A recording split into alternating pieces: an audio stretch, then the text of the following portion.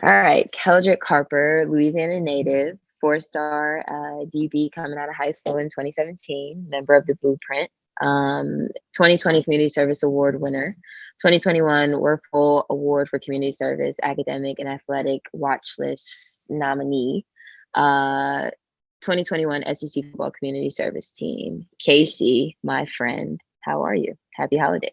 Welcome to the show. So, oh, did you mute yourself? Okay. Yes, yeah, hey, Jordan, I appreciate being invited. I was when you first reached out to me, I was very excited. I was talking about, say, you know what? Yes, like you had Chase on here. You had no, not Chase. You had Leon and And Carlina. Leon, yeah. Yeah, he's have Chase on here. But I Yeah, was yeah, like, yeah. that's definitely something I'd be interested in. I hope I get the call. and lo and behold, I got the call. But absolutely, I'm excited, and I'm ready to get started. All right, let's do it. So you're a super senior this year. And for those of you who don't know, being a super senior basically just means you've exceeded your standard four, right? Your standard 4 years of college. So I have to ask, what brought you back? That's a great question. It's a number of things. Last year during COVID was very unpredictable. Just a lot of moving parts, and the factor of not having the opportunity to play in front of a full a fan base, a full stadium in Kyle Field.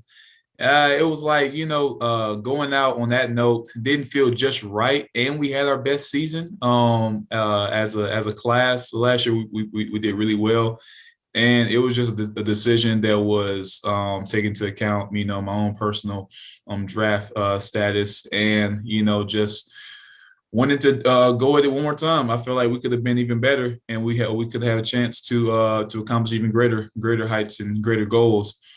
So all that put together, I just feel like I had some stuff that I needed to take care of still here in College Station, and I've been able to do that. And there were some surprises on that we're going to talk about later on that taking place, including me medically retiring, that I just didn't see happening.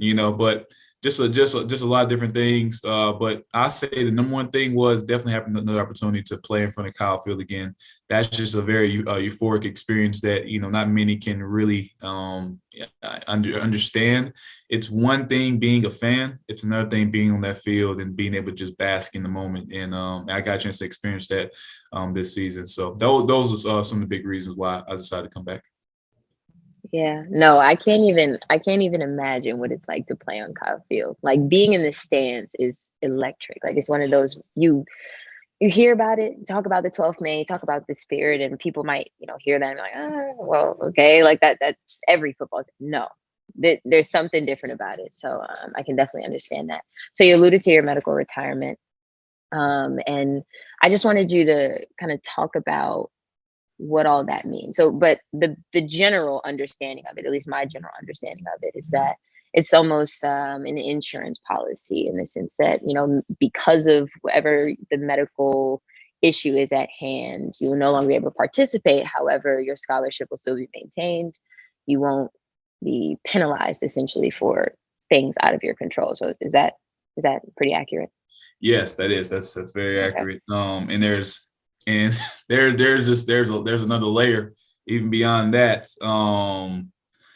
Yeah. So full disclosure, coming into the season, I had suffered 2 concussions in my life, at least documented. One in high school when I was a sophomore, and ironically, my sophomore year here when we played against Alabama. I suffered 2 concussions, and coming into the season wasn't going to be something that I would think was going to be a problem. But Colorado game, that was week 2. Just took a really, really big shot to the head. And I felt really out of it. I felt out of sorts, disoriented. And, I made the decision that many of us as athletes and competitors make, sometimes not the best decision, but we choose to play through a lot of the stuff that, we really shouldn't play through. And in that moment, I said, I can't turn my back on my team, my brothers, was a very big moment. It was a very close game, and I just felt like I couldn't abandon the guys. And I played all the way through. And looking back on it in retrospect, was it the right decision or not? Yeah, it wasn't the right decision. Would I change it? I don't think I would. And it's just you just accept the fate of of what happens down the line. So that happened. I was sidelined for the next 3 to 4 weeks for sure, and it was a pretty nasty experience. And then I was trying my best to fight my way back. I was able to finally get back and start practicing again, and it just didn't feel right. I just didn't feel like my normal self, like KC. Just my movements, my running, making collision. I felt like I was tense. I would tense up before big hits, and I just didn't feel right, and it felt dangerous. And I felt like I was putting myself at harm, but I was also putting my teammates in jeopardy. My team at jeopardy for not being 100%, and that takes. I had to make a decision to be fully honest with the medical staff and let them know, hey, I'm not feeling right.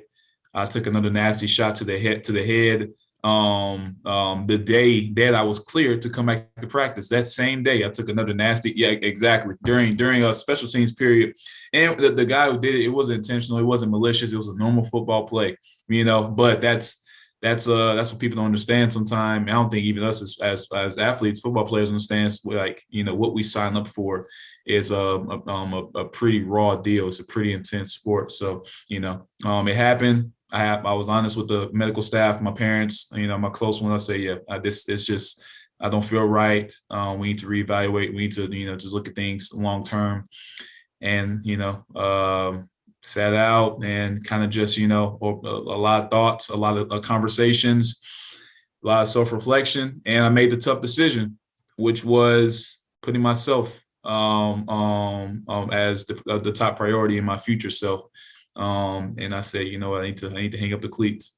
And, technically could I have still played? Could I still be playing right now? Yes. But I am more focused on the long-term aspects of who I am and what I can be, so I know it's a lot. I just wanted to be, upfront and honest about the whole process, and where I'm at now. So yeah, that's basically what led to my medical retirement this year.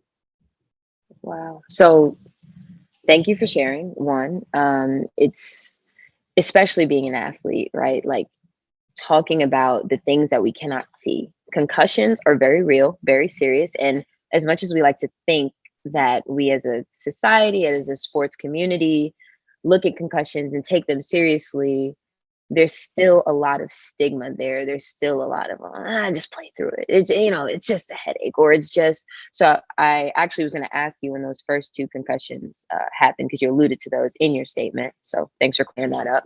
But I also wanted to ask, in those 3 to 4 weeks, because that's concussions, it's hard, right? Like you can't measure them. You can't put a thermometer in your mouth and say, oh, well, it's just, how are you? How are you feeling? And it's, how are you feeling in sports? It's like, well, you can do it. You look fine. You appear to be a-okay. So why can't you get out on the field or the court, or whatever it may be?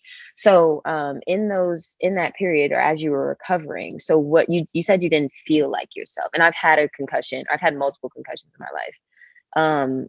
So the symptoms vary. So I wanted to ask, in that time, if you can recall, like, what were your, outside of feeling outside of yourself, what were those symptoms for you? Right. Yeah. So, this concussion was the worst one I've suffered. It was not fun. And you're familiar with when you actually go through the concussion protocol, you get like a list of different symptoms, and you have to, like, off a scale from 0 to 6, I believe what we did. And I was asked that every day. And I gave my scores, and it would always be pretty high, especially early on. But the main symptoms were sensitivity to lights. 4 months ago, I couldn't be on this laptop right now. It would have been excruciating. Lack of concentration and focus. But yeah, those are the main symptoms. And it caused me, I was in a dark room a lot of times, and that is not fun. It's not fun, and it's actually pretty dangerous because you can fall into a state of depression. You can fall into a very low place in your life if you're not careful. And what I attempted to do was just fill myself with positive affirmations, constant meditational prayer, just reflection. If I couldn't read, I would listen to a lecture or something on that interests me, just to keep me going, because that was a dark moment in my life, and there was a lot of questions that were just unanswered at that point. And I had a lot of expectations of myself going into the season, and now I can accomplish those. And that was a very tough pill to swallow, but I was able to ultimately come out the victor in the process. So yeah. I love that. I love that. Not that the symptoms part, I'm so sorry that happened. It's a scary thing. Concussions are scary.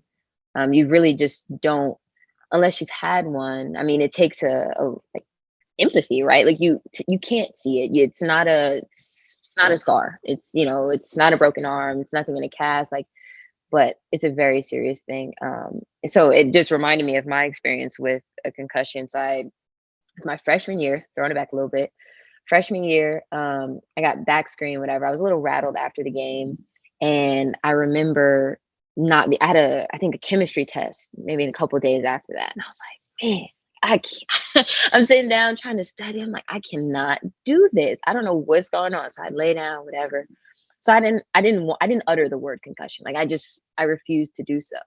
'Cause, being a freshman just comes with a lot of added, but any year really, like you as a senior, I'm sure you're thinking like, I mean, I want to be okay. I want to be okay Right. so bad, but then it gets to a point where you're like, maybe not. So I just remember that next day, I'm like, man, my head's still hurting, still struggling. And my best friend at the time, she's like, you need to tell the trainer. And I'm like, no, I don't. I'm fine. I'm fine. Just hit my head. I'm okay. She's like, no, you need to do so. So after just, being annoyed for a little while, I did. And we went through the concussion protocol and they diagnosed me with a concussion. So fast forward, this is around Thanksgiving time. So I guess it was like a couple days before we went away to Vancouver, and you're not supposed to fly with a concussion. So my mild symptoms that just I wasn't feeling like myself, or like not being able to concentrate, and a little bit of light sensitivity turned into pounding headaches, sitting in a dark room. On Thanksgiving, I was in my hotel room. I couldn't even go to the arena. Sensitivity to light and sound, actually. So all the things you just said just Wow. really resonated. It just brought me back to that moment. Jordan, Yeah, I'm no, go sorry, ahead. but No, you're fine. You're fine. you maybe you brought up a bad memory about, Yeah. you're not supposed to fly when you have a concussion. And I didn't mention that when the game was over and we went to the plane, like I was fine once I got on the plane. When I got off the plane, it's my head. It felt like it was just being rattled. Like there was a pounding in my front temple. So you made me remember that part. That it was really bad. And then second, you hit on a big word, empathy.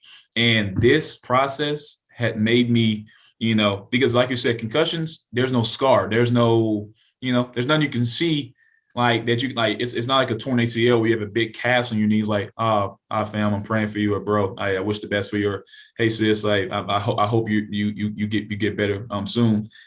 Concussion, it really is on the person, unless you're stumbling and people can obviously see that you're not right and you need some help. It's really on the person to like have the courage to say, hey, I have to be honest about it.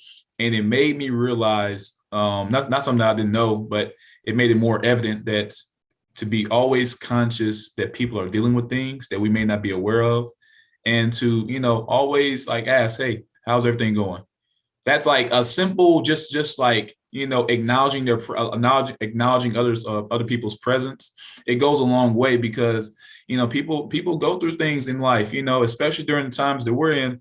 There's a lot of stuff that happens, and a lot of times we bottle up these emotions, these thoughts. It ranges on the spectrum, and we don't have an outlet.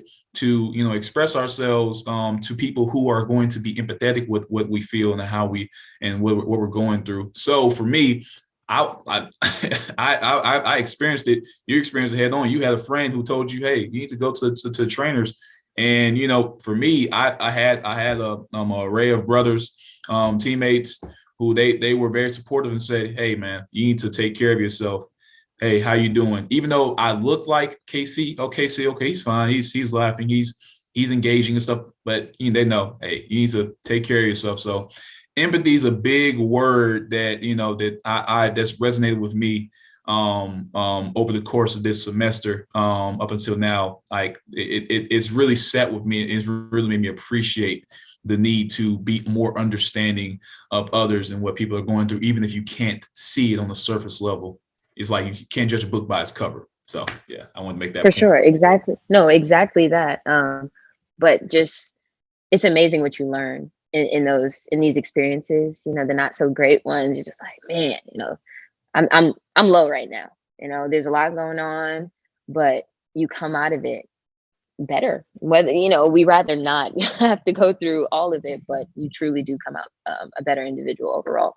So it warms my heart to know that you had people around you to say, like, take care of you. And a lot of times, some people don't have that. Some people aren't blessed enough in that way to say, like, I have a support system. I have people who value me, not for what I do, not for what I do for them, not for what I'm going to do later on, just down the road. Like, they value me for the person that I am in this moment. But I did want to ask you, did you feel silenced, right? Because stigma silences people. Stigma keeps all of the things that we need to get out inside. So at any point did you feel like, man, I don't know, I'm not really feeling right, but I think I'm gonna just hold on to it. Did you feel any of that? Absolutely. You feel yes, you feel all these things. It's normal. It's a part of it when we're young, especially. You're gonna feel these things. But like we're in college, we're both collegiate athletes. There's a lot of pressure on us day in and day out, and we don't even recognize it. So you're gonna and when something's taken away from you, you're gonna feel that way, or there's a possibility of something being taken away from you. Like what you've dealt with, what I've dealt with, you're gonna feel silence a bit. But I wasn't silent for very long. Something I did. I reached out because before I made my decision to medically retire, I reached out to the closest people in my life, the people who are near and dear to my heart. That included my parents. That included some of my best friends that I made in college, who I call my brothers. And then obviously my biological brothers and a couple of mentor coaches that I've crossed paths with. I asked all of them. I said, "Hey, what do you think?" And I just expressed myself and what I was dealing with, and they said, "Hey, man, I was looking for two responses, either the, hey, man, don't worry about that. You need to go and just push through that, or the, hey, take care of yourself. I'm here to support you. I always got your back." And more times than not, all those conversations, I got the, hey, I'm here to support you no matter what your decision is, but you need to take care of yourself, look out for your best interests. And that was something that I kind of attribute to me personally, how I how I've always carried myself as an individual, is being respectful of others and also giving other people like a voice of support. Like especially having a big locker room like football with teammates, you got to be there for your brothers. And sometimes the guys aren't, and guys feel silence a lot of times. And I felt like I have a good track record of showing up and being supportive, being a voice of reason, being a person that can give great advice. And in a moment in time where I needed it, I was able to get that from these same people. So I feel like what I dished out, I was able to get back in return. So and that's what I kind of attributed that to. So yeah. That's incredible. And that was actually another one of my questions, just talking about some of your teammates and how they may have felt silenced by, whether we had that nagging knee injury or, something with the elbow, like anything there is physical or something like a mental health issue or a concussion, things we can't see. Um, how how that factors into it, or what you've seen, but you definitely answered it head on if And you wanted Jordan, to add more. and let me add on more. My big thing is any conversation I've had with a fellow teammate, a fellow student athlete, I always tell them that, or I try to reassure that you are more than this sport. You're not limited to this court, to this ball, to this field. You're not limited to that training room, that weight. Like, you're not. That's not. You have no limitations to who you are, who you can be outside this game. And a lot of times we sometimes by outside forces, but by us as well, we condense ourselves in our abilities and our potential, because we only have a very limited scope of who we are as a person. And I reassure that with myself every single day, and that's something to where, like, yes, if somebody had a knee and it was like, man, I'm just gonna push through it. I gotta go. It's like, no, man, you're gonna put yourself at jeopardy for, like, nah, brother, you okay. I respect you for even considering that. And everyone here is gonna respect you because of what you do day in and day out. Like, you should it's like you don't need to put yourself on the line for that. So yeah, I like that. That's something that, when that's come up amongst other teammates of mine, like, I've always tried to reassure, like, you are more than this number on your back and in this jersey. You are way more than that. So I promise you that's what it is. And I feel like that's helped me, and that's helped others as well. Man, I'm the exact same way. Are you okay? No? Okay. It's fine not to be okay. You're more than this sport. What if we just forget about this for a moment? Temporary, we just ignore it. It blows up into something bigger. Handle it now. There's you're gonna have more games. And maybe you won't, right? But I need you as my friend, as my sister, as like my teammates, whatever, my friends. I need you guys to be okay. So I'm the exact same way, and I appreciate you for being that for other people and as well as yourself. So you talked about in those 3 to 4 weeks, the positive affirmations, meditative prayer. Is that something that you introduced, that you adopted in that time, or is that something that you've been doing, newfound practice, and have you continued it up until now? Right. That's something that I implemented probably around COVID, when COVID first started, or early 2020, probably late 2019, early 2020 for sure. That's when I implemented those things of I have a board in my office area where, like, it's like, my positive affirmations. I do meditative prayer daily. And that was something to where, how when people say, in times of trouble you resort back to your training. Well, in this instance, I was in a time of trouble and I resorted back to my habits, and my habits reinforced, me being able to get out of this slump, getting out of this dark place that I was beginning to seek myself into.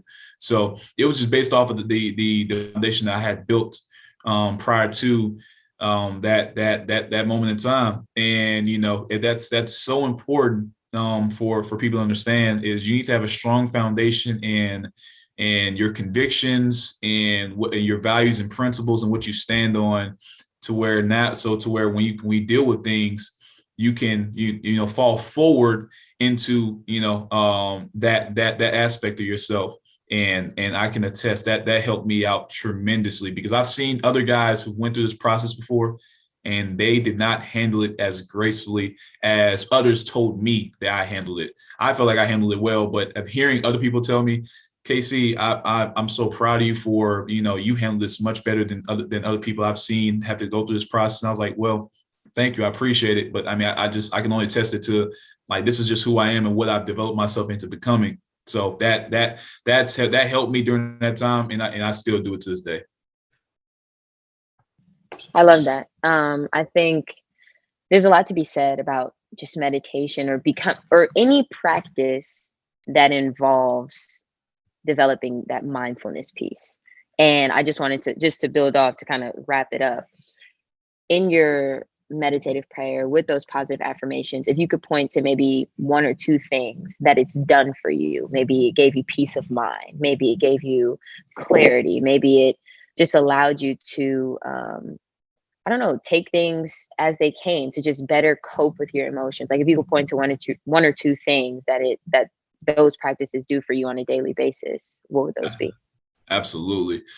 One thing for sure is I would attribute to like it. That's like my my meditative prayers. That's my self check opportunities. Like there's so much that happens in life, so many distractions, so many obstacles, so much noise that happens on the outside.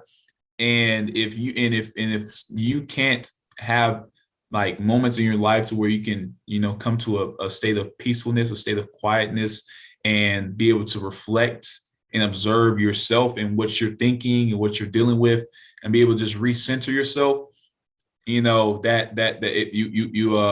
putting yourself at a disadvantage. So that's what's helped me. It's helped me be more reflective of myself and my actions. It's given me the ability to do self checks and just evaluate where I'm at. Like what's my temperature, at this moment. And also I do something called sun salutes.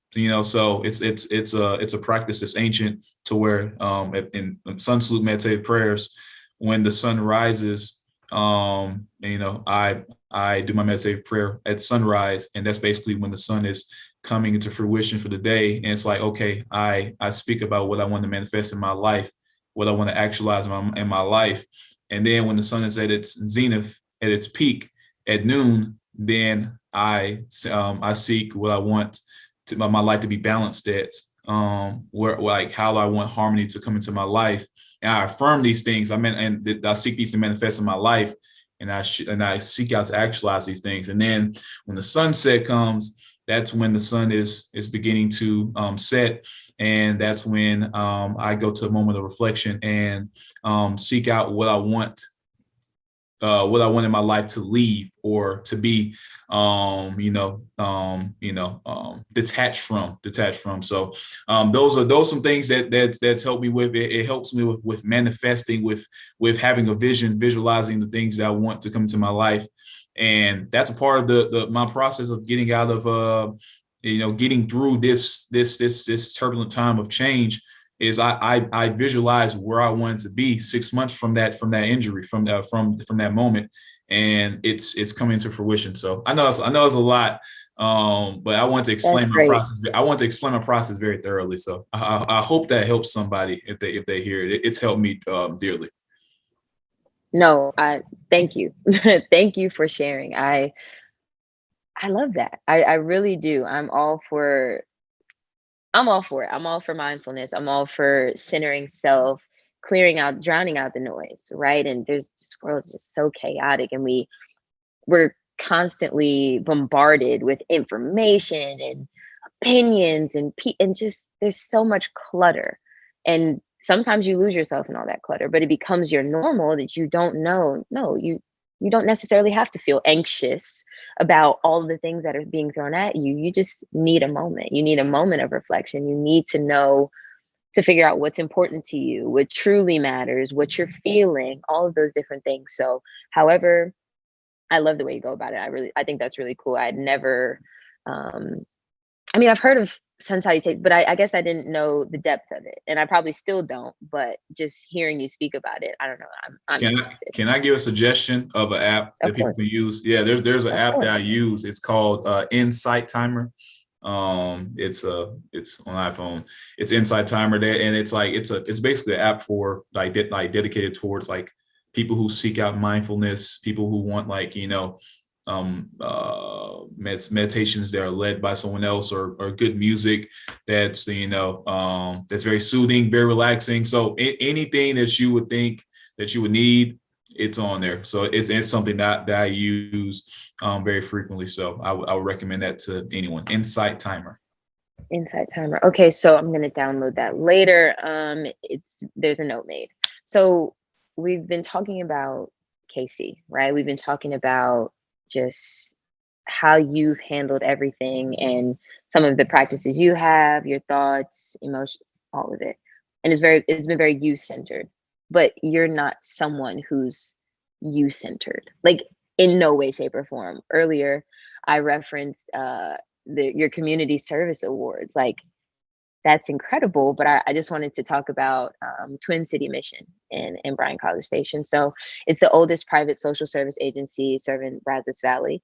And you're on record for just assisting them in their services. So I wanted to ask why Twin City Mission?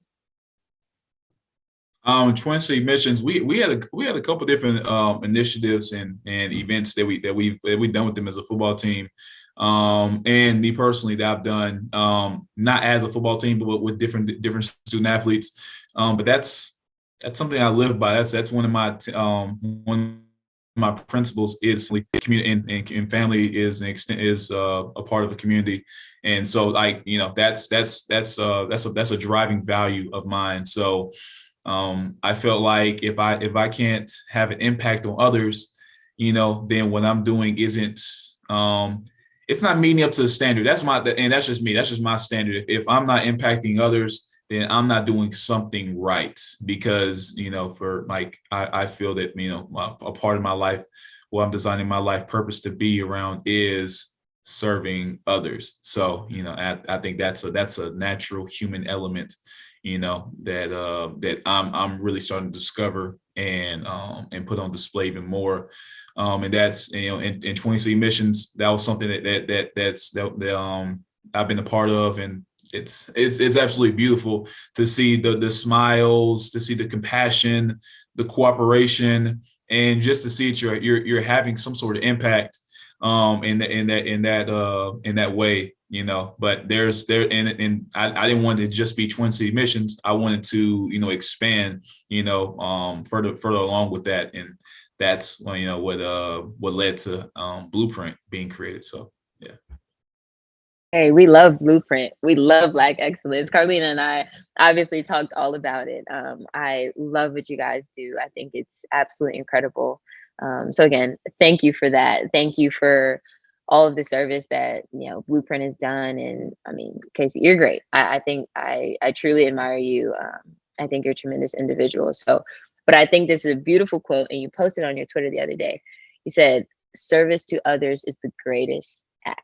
And I had to say it just because I saw it and I was like, this is him. Like this is truly him. And I wanted to bring that up to kind of tie a little bow around everything. So I think there's a really interesting dynamic with you, just because in this moment, in this chapter of your story, or in this piece of your collegiate experience, this kind of final piece, um, you had to make a decision for you. It was a courageous decision of saying, I'm not okay, and I have to pivot. I have to do something about this. And the decision was to medically retire after a lot of deliberation, just kind of sitting on it. It's not an easy decision to make, but you're a selfish individual, and you have been. And that's something that you live by. It's one of your values.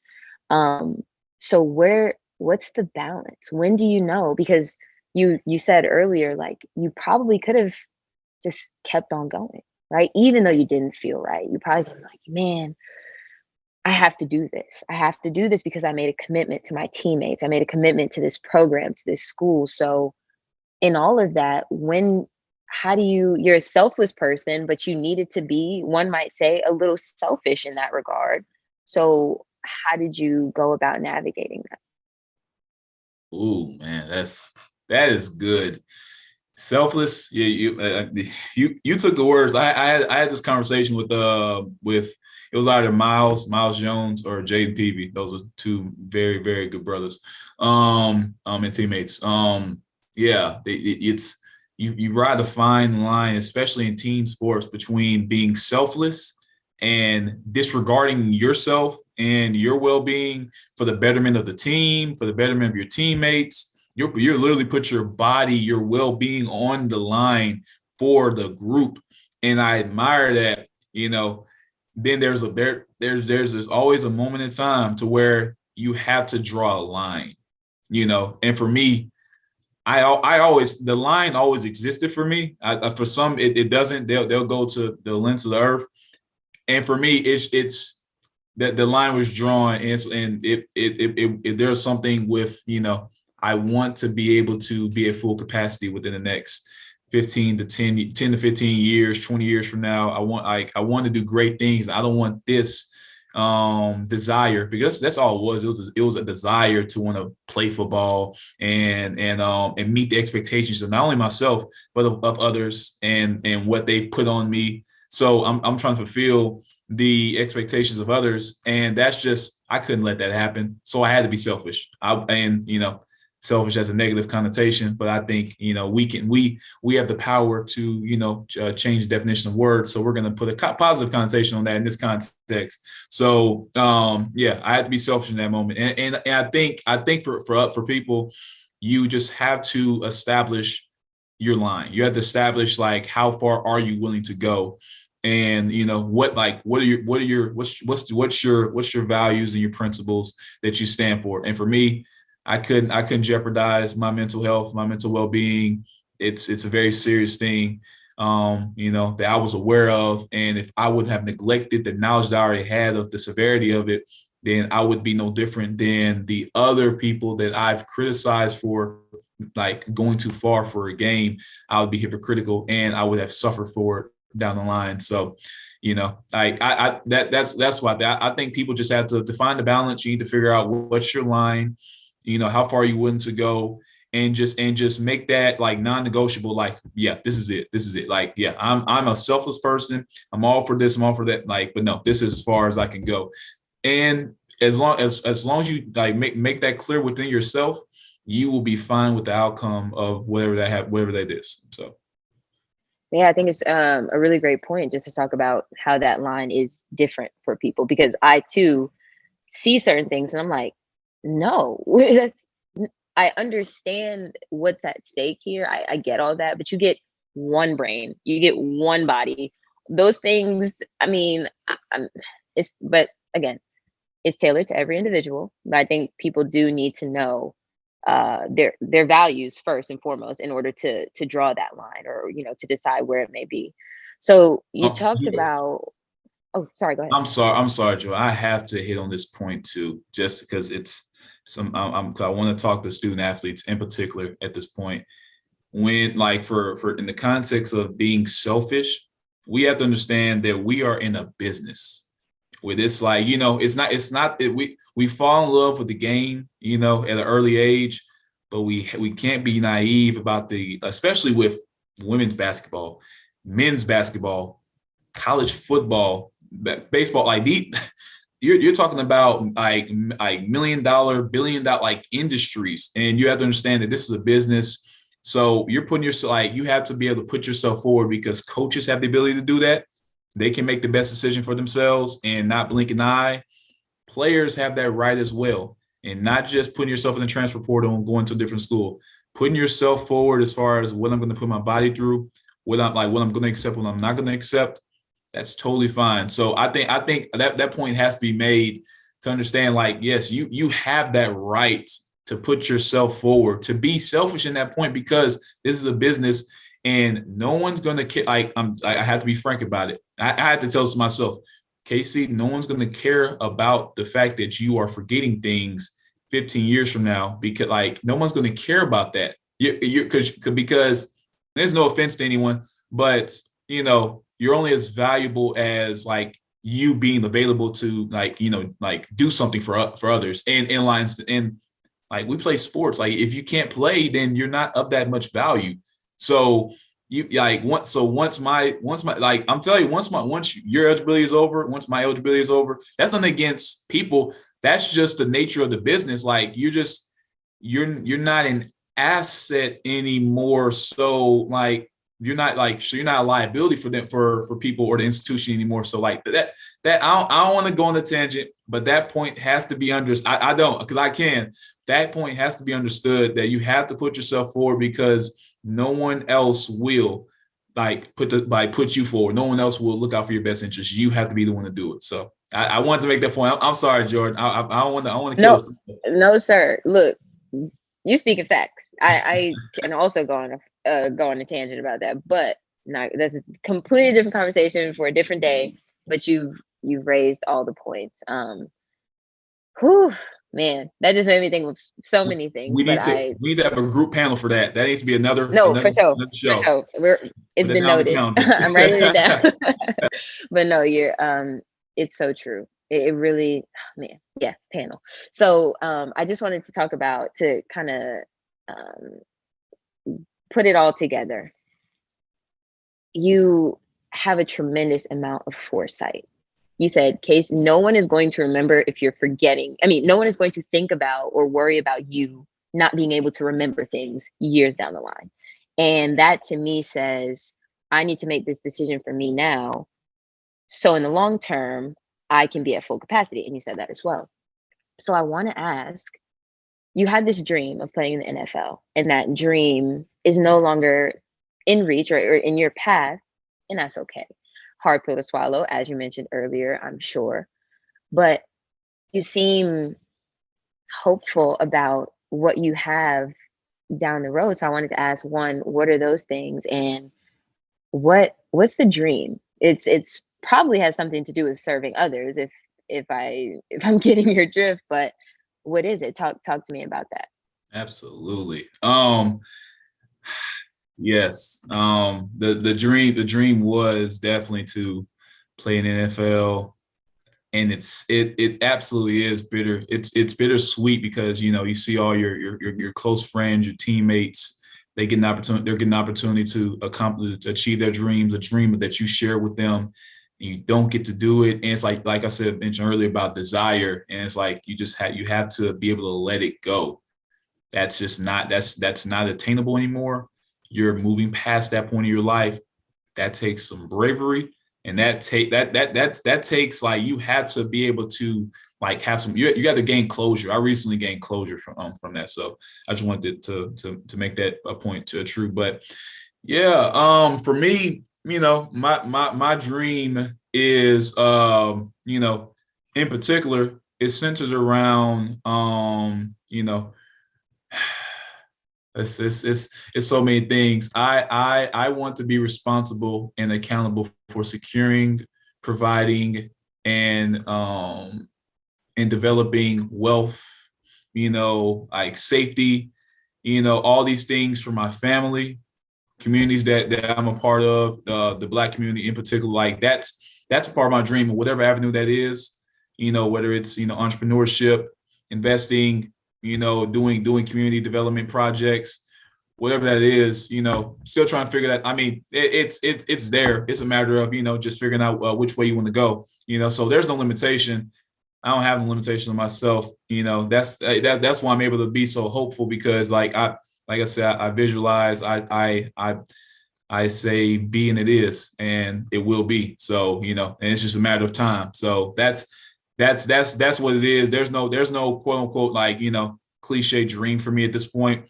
It's a matter of, like, whatever I put my mind to. That's another cliche. I'm gonna do it, like, and just say, and it's a lot of cliches, but it's real though. Like, I whatever feel it. I feel it. whatever I want to happen, I'm like, that's what I'm going to make happen. So, and right now, this is a very important time. Like you mentioned earlier about, with one of the benefits of medically retiring is they cover your scholarship all the way through, and for me, that's great. I get another 6 months of, just you get a chance to, like, formulate plans, and just figure out, what path I want to take, direction, and be, strategize, and hey, make it happen. So yeah, I'm sorry I can't give you my exact dream, but No, I'm that's developing. perfect. Yeah, absolutely. No, I love that. I mean, you got to start somewhere, and I'm essentially the same way. There's something I see, and for me, my passion is being a resource for others, and however that may look. Media, I think, is a direction that I want to take with it, because there's so much power in visuals, in seeing people who look like you in certain spaces, just knowing, like, man, that's possible, or maybe this is possible. Maybe I can push it a little further. So, I mean, there's so much to be said about that, and again, different conversation. But I think that's beautiful. I think that's you. I'm excited for you. I'm excited to see what you come up with, because I'm sure it'll be great. And Yeah, I mean, you answered it. You definitely hit it on the head, but I just want to thank you.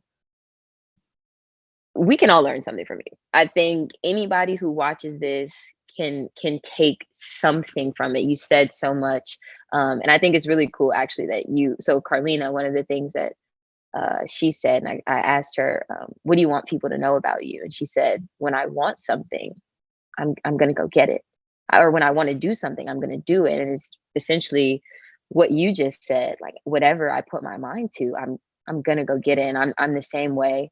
And I think it's a great quality. So I just want to wrap it up with a couple light things, kind of this or that, but just asking you a couple quick questions, less deep than everything we talked about. Perfect. No, that sounds um, good.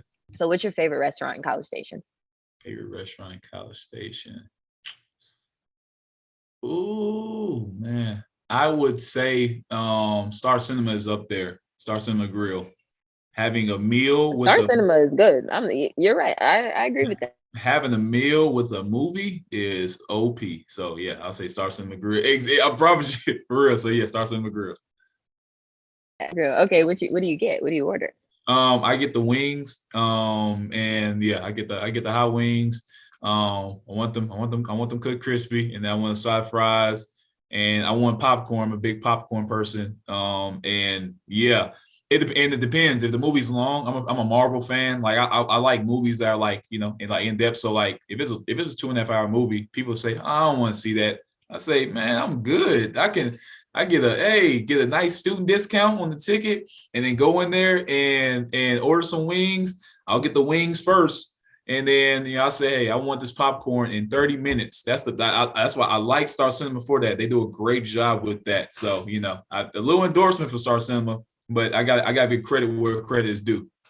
Of course. No, I love that. That's a vibe. You just described an entire vibe. The movies, chilling, eating, enjoying it.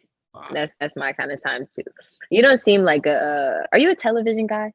Yes, Are you a television guy? Okay. okay, it depends. It depends. I love movies. I love movies. I can watch a good TV show. So music or TV show? What do you prefer? Which you got on? Music is not, Music. it's not close. Okay, so who's your favorite artist? Don't have to Okay, most in this moment, because I change, I vary. Like sometimes I'm bumping Summer Walker out of my mind, and the next day it might be Bryson Tiller. So right now, who's your most listened to artist? Jordan, that's hard. I mean, that's tough because for me it's genre, because it's like, okay, am I in a big hip hop like Kendrick Lamar, J. Cole mood, or am I in hip hop 90s Wu-Tang Clan, Pac, Nas, you know what I'm saying? Or am I in the Isley Brothers, you know what I'm saying, Voyage to Atlantis, 1970s? Like, it depends. I'll say right now, to keep it short and sweet, I'd say it's a toss up between like Jay-Z, Jay Electronica, like those guys. I'm bumping those guys heavy. So yeah, Nas especially. Nas just dropped a wonderful album. It's called Magic, and I'm a Nas advocate to the death. So yeah, Nas, Okay, Jay-Z, Jay Electronica. Those are my top three right now. got you. I think it's really funny. So you mentioned J. Cole earlier, and I mean I love J. Cole, Love J. but I think we started talking in Slocum because We I did. feel like you were wearing a Dreamville shirt I was or wearing some. I was wearing cool. I was wearing something that said, what was the line?